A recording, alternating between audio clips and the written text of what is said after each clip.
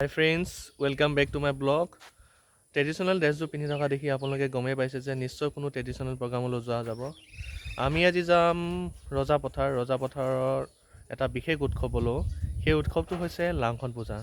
যোৱাকালি আমি আহি দীঘলপানীত থাকিলোঁ। দীঘলপানীৰ পৰা আমি এতিয়া যাম ৰজাপথাৰলৈ।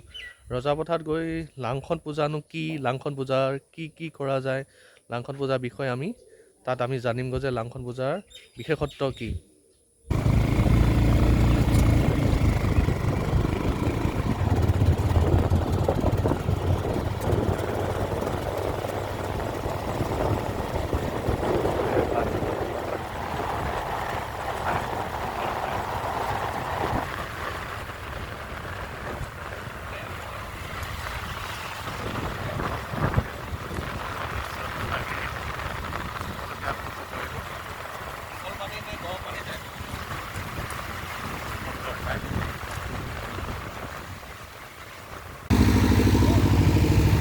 বৰপেটা মহিলা সন্থাৰ চাৰিজন জিলা সমিতিৰ সম্পাদিকা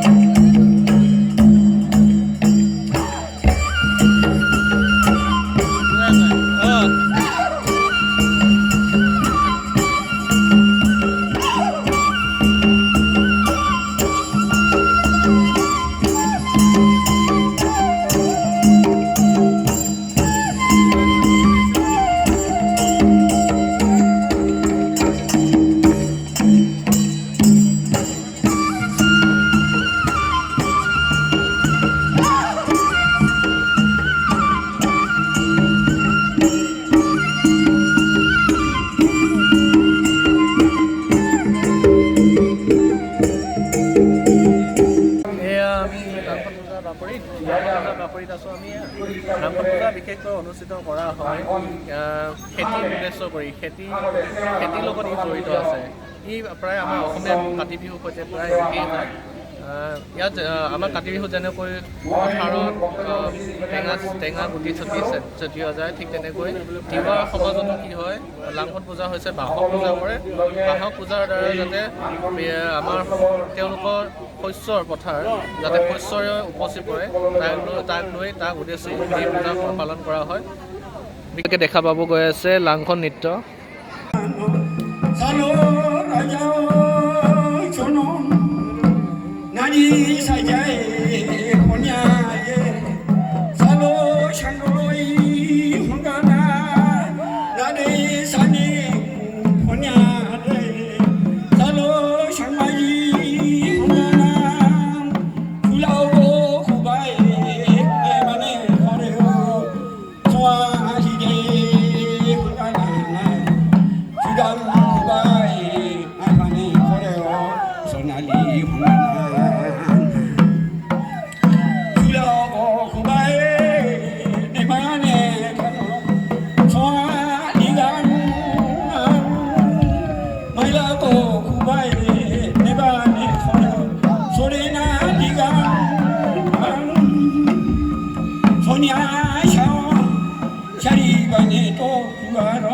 Lari shabo, lari posgan, shari